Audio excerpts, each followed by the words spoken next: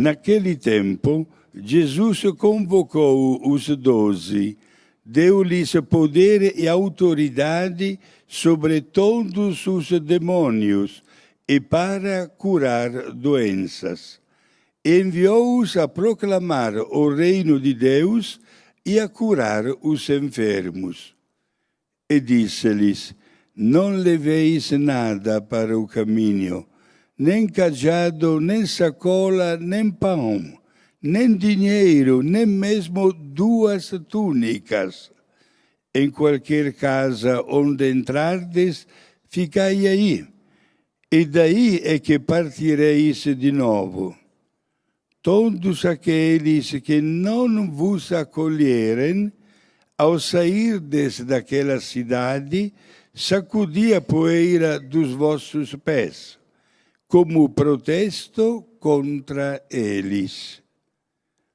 Os discípulos partiram e percorriam os povoados, anunciando a boa nova e fazendo curas em todos os lugares. Palavra da salvação. Glória a vós, Senhor.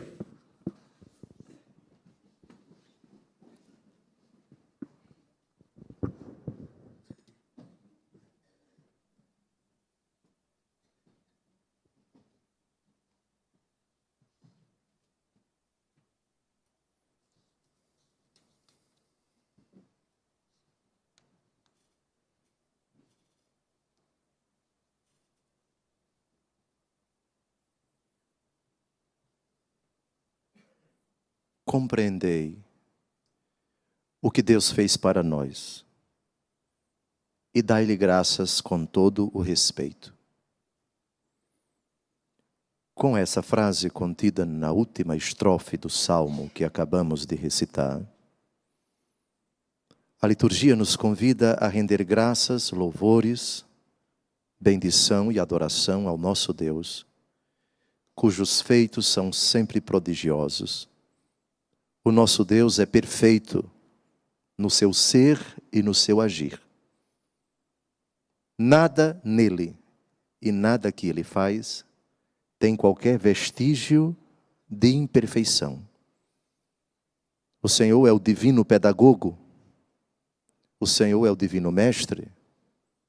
O Senhor é a própria misericórdia que vem ao nosso encontro, criando, chamando a salvação. E tal desígnio de misericórdia assume na história diversas modalidades, e temos algumas delas nas 3 leituras que nós acabamos de ouvir. Esdras faz uma belíssima oração que merece nossa consideração, porque ele foi um dos protagonistas de um momento muito difícil da história de Israel.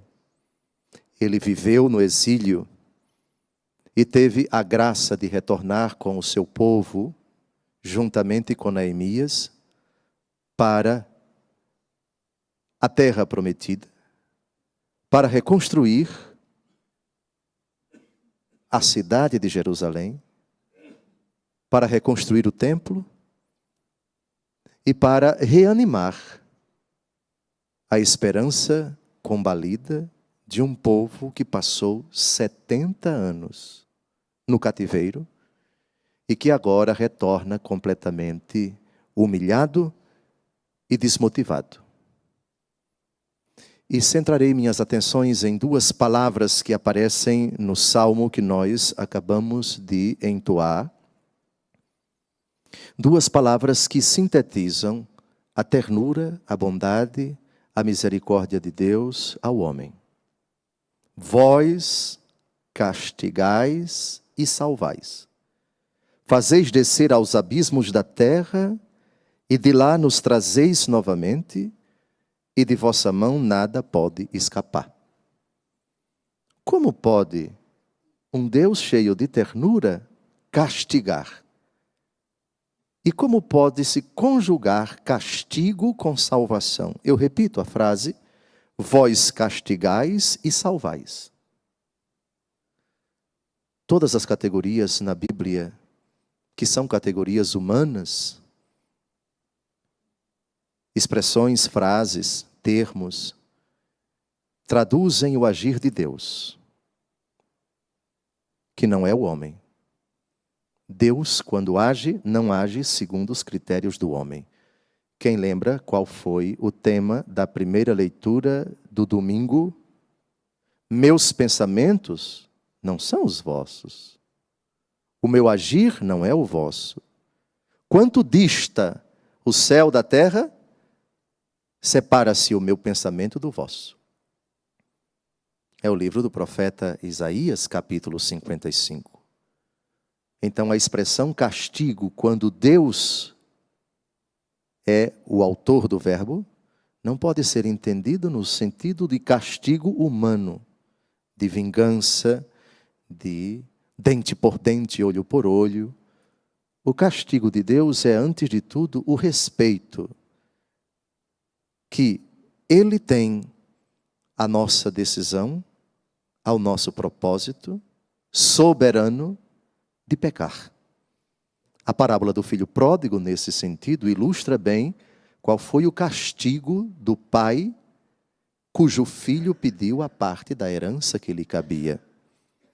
O pai não dirigiu uma única palavra, não discutiu com o filho, repartiu a herança, deu-lhe a parte que lhe cabia e ele partiu. O andamento da parábola vai culminar com o filho na pocilga, passando fome, necessidade, angustiado, querendo comer as bolotas que os porcos comiam, mas ninguém lhes dava, até que caiu em si e refletiu. Na casa do meu pai há comida em abundância, e eu aqui passando fome. Vou levantar-me. Vou ao meu pai e direi: Pai, pequei contra o céu e contra ti. O castigo de Deus é, na verdade, o respeito infinito que Ele manifesta, a capacidade impressionante que Ele nos deu de decidir e de, obviamente, arcar com as consequências dos nossos atos. Ilustra bem o castigo de Deus, Gálatas capítulo 6, versículo 7. De Deus não se zomba. O que o homem semeia, isso ele colherá. E isso se aplica seja às nossas próprias decisões, seja também às decisões de pessoas com as quais convivemos, ou às quais reputamos determinado poder, e cujas atitudes podem repercutir beneficamente ou maleficamente na nossa vida. Porque o homem é um ser social. A decisão de Eva acabou repercutindo na vida de Adão. E a decisão de ambos acabou repercutindo na vida de todos os seus filhos, nós inclusive. Romanos capítulo 5, versículo 12. Assim como pela desobediência de um só homem, o pecado entrou no mundo e pelo pecado a morte. Assim todos pecaram. Portanto, existe um entrelaçamento, existe uma interligação, existe uma compenetração, para usarmos um verbo atual, uma interação em toda a humanidade, de sorte que, quase sempre, a bondade de um repercute em muitos, mas a maldade de outros repercute em tantos. Essa será sempre a nossa humanidade. Celebramos hoje São Vicente de Paulo, apóstolo da caridade, um homem que viveu nos anos que se seguiram ao grande cisma do Ocidente, que nesse ano de 2017 completa 500 anos.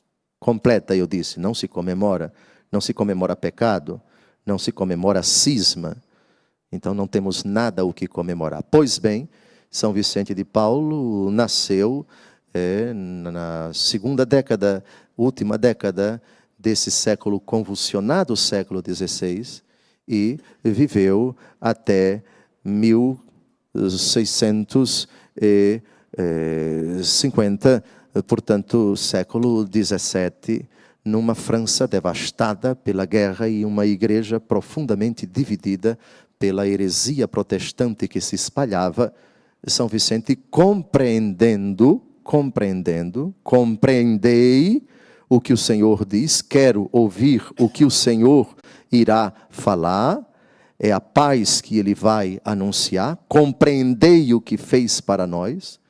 E São Vicente lançou um olhar profundo sobre a realidade desfavorável do protestantismo que se espalhava, o indiferentismo que campeava, sobretudo nas paróquias dos campos, as paróquias agrícolas, a pobreza que devastava também o povo francês, mas arregaçou as mangas com a graça de Deus e compreendeu que o mundo, que o momento presente estavam na mão da providência e que ele poderia dar o seu contributo para transformar a França do seu tempo. E que contributo ele deu? Primeiro pároco no interior, depois capelão das galeras, ou seja, as naves onde trabalhavam aqueles que eram punidos, condenados, os celerados, os criminosos.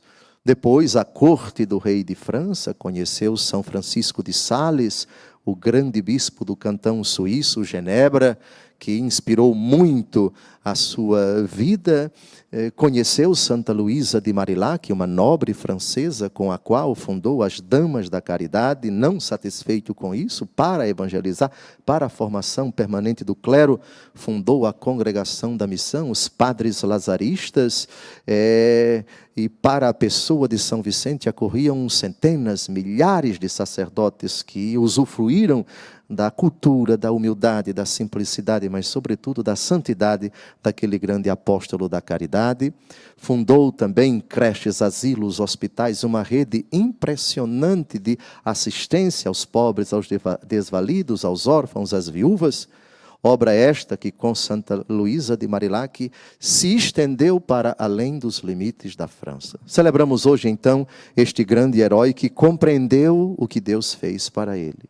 E compreendeu que a natureza humana, potencializada pela graça, é, de fato, um instrumento poderoso para a transformação da sociedade, do mundo tão sofrido em que vivemos. E, nesse sentido, nós nos remetemos ao Evangelho que nós acabamos de ouvir. Levar a boa notícia a quem necessita, curar as doenças, receber do Senhor poder e autoridade sobre os demônios, proclamar o reino de Deus, curar os enfermos, percorrendo os povoados, anunciando a boa nova, fazendo curas em todos os lugares. Esse é o Senhor Jesus do Evangelho de hoje. E a ordem que Ele deu: ide pelo mundo, pregai o Evangelho, curai os enfermos, ressuscitai os mortos. O legado que o Senhor entrega à igreja continua ao longo da história. E hoje, olhando para São Vicente de Paulo na França dos séculos XVI e XVII, nós bendizemos e glorificamos o Senhor, que castiga e que salva. Castigo, tu, humanidade, quando te afastas de mim, quando te distancias de mim, tu arcas com as consequências, tu desfruta dos péssimos frutos amargos da tua indiferença, da tua negação à minha pessoa, da tua recusa a aceitar-me como o único Deus, como o Senhor, como o Salvador, como o caminho, verdade e vida. Tal é nosso Senhor Jesus Cristo. Bendigamos, irmãos, e glorifiquemos o Senhor, que castiga e que salva. Façamos nossas as palavras de Esdras, rezando depois de ter reformado o templo de Jerusalém, depois de ter passado anos e anos para reconstruir a cidade completamente saqueada, abandonada. Afinal de contas, foram 70 anos de distanciamento do povo e a Terra Santa ficou nas mãos de pagãos. Agora, ó Senhor, desde os tempos dos nossos pais, uma grande culpa pesa sobre nós por causa de nossas iniquidades. Fomos entregues às mãos dos reis estrangeiros, à espada, ao cativeiro, à pilhagem, à vergonha, como acontece ainda hoje. Uma qualidade, irmãos, que nós precisamos resgatar no nosso relacionamento com Deus. A capacidade de olhar para as desgraças que atingem a humanidade e atribuí-las não a Deus, como se ele fosse o culpado, como se ele fosse o autor de um castigo no sentido humano. O castigo no sentido divino nada mais é do que isto. Gravem essa frase, Gálatas capítulo 6, versículo 7. De Deus não se zomba, o que o homem semeia, isso ele colherá. Éramos escravos. Mas escravos por quê? Porque Deus os escravizou? Não, porque eles se fizeram escravos, porque eles trocaram a criatura, o Criador pela criatura, para usarmos a expressão de São Paulo no capítulo 1 da carta aos Romanos. Pois bem, estou coberto de vergonha e confusão, ao levantar a minha face para ti. Nossas iniquidades multiplicaram-se acima de nossas cabeças, nossas faltas se acumularam até ao céu. Vejam que humildade, vejam que realidade tão prática, tão sincera. O crente que olha para o passado e vê a desgraça campeando e as consequências dela atingindo um e vários, e tem a nobreza de não culpar Deus. Nesse sentido, o castigo de Deus nada mais é do que o respeito à nossa decisão impressionante de criar para nós e para os outros abismos de condenação, lugares de sofrimento, de aflição, de angústia, de dor e de lágrimas. Vislumbremos todos os pecados, todas as abominações, todas as impiedades que na face da terra são cometidas contra o sacratíssimo coração de Jesus e contra o imaculado coração de Maria.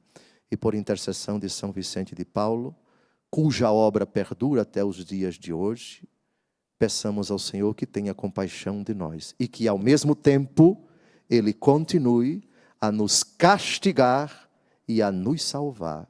Que Ele nos faça descer aos abismos da terra, ou seja, a pocilga da parábola do filho pródigo, para que de lá Ele nos traga novamente essa compreensão de que o sofrimento dos homens, por causa do pecado dos homens, é um verdadeiro castigo de Deus, não no sentido humano, supondo tudo o que eu já falei nessa homilia, é benéfico, é providente, e que Deus, na sua imensa bondade, equilibre ao longo da nossa história essas duas manifestações da sua perfeita pedagogia.